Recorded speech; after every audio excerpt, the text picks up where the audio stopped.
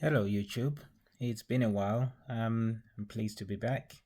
I just thought I'd do a video showing my update on the Galaxy Watch 3, which I've been using, and I've got the 4G version, and I'm just going to describe my experiences of using it with the UK networks. So what I've done in a nutshell is I've changed from a provider called O2. I'm now with a new one called EE. Now, the problems I've had with O2 have been over several months to try and get them to give me a plan for the watch. I actually did a whole page of feedback to them, telling them how their workers and their customer support services were not up to scratch. Basically, they didn't understand how a Galaxy Watch 3 works. So they were not prepared, and they didn't know. I kind of have to teach them. I spoke to about 12 people. I've been with O2 for over 10 years, and you can see some of my very early videos were talking about O2 because I've been with them for that long. But actually, EE was very straightforward. So I'll show you through this video what I went through. The thing that you're seeing on the screen there is the O2. When I rang them and I asked them for the eSIM, I had to describe it for about, I don't know, 15 minutes to kind of say how it works and what I was looking for. That it would be a QR code that I just scan, and it would have a plan there for the watch, which is separate. Now, some of you might be wondering, if you're from America, for example, your networks have been doing this for many years, and they know this stuff. In the UK, not every network was ready for eSIM. This is fairly new, kind of a few years back. I think I have to speak for Samsung here and not for Apple, because they're used to the Apple stuff. But for Samsung, they kind of struggled. I think the Galaxy, I want to say the Gear S2 was probably the one that came with an eSIM, if I remember correctly. And some of the networks provided, some didn't. But the consistent one has been EE, who I've moved to now and who I'm with at the moment. So what you found is that O2 sent me an eSIM.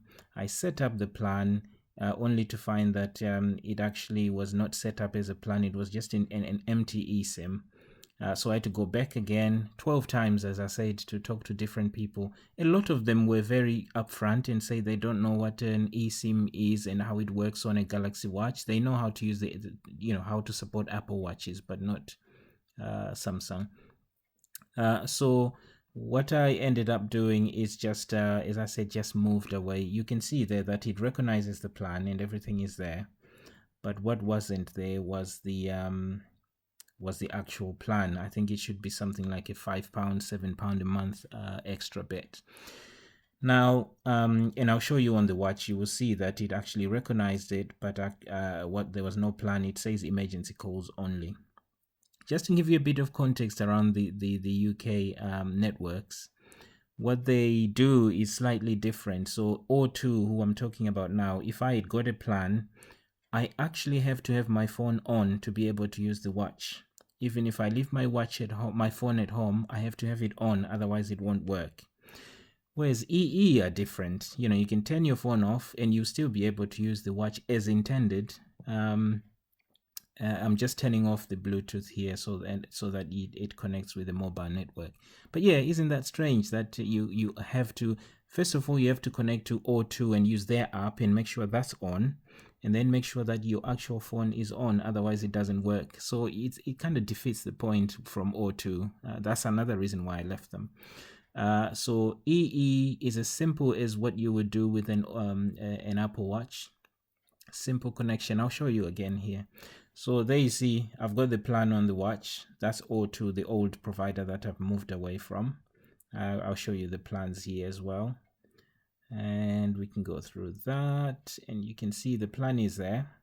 So now we just need to check that the network is there.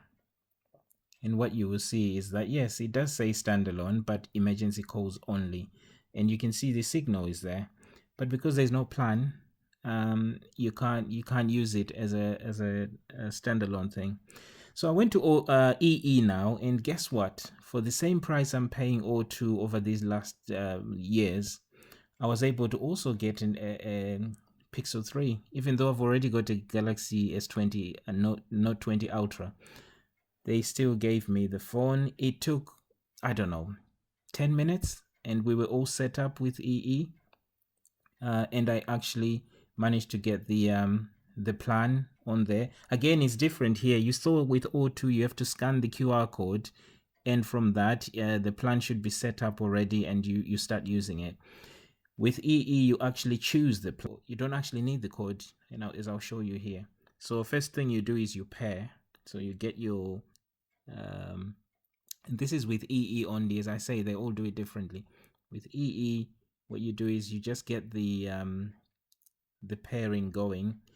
You pair your watch to your phone. It'll take a while here. I did have to cut a bit of this so that we didn't take too long. So you see it's just gonna jump to 99%. Yeah, there you go. It's probably not gonna show you the whole process, but I can describe the end bits, which are not difficult to do. All they ask you to do is it's done in the other end. The network does it all. You don't need to scan a QR code. You don't need anything else. Once you pair, it recognizes your SIM card.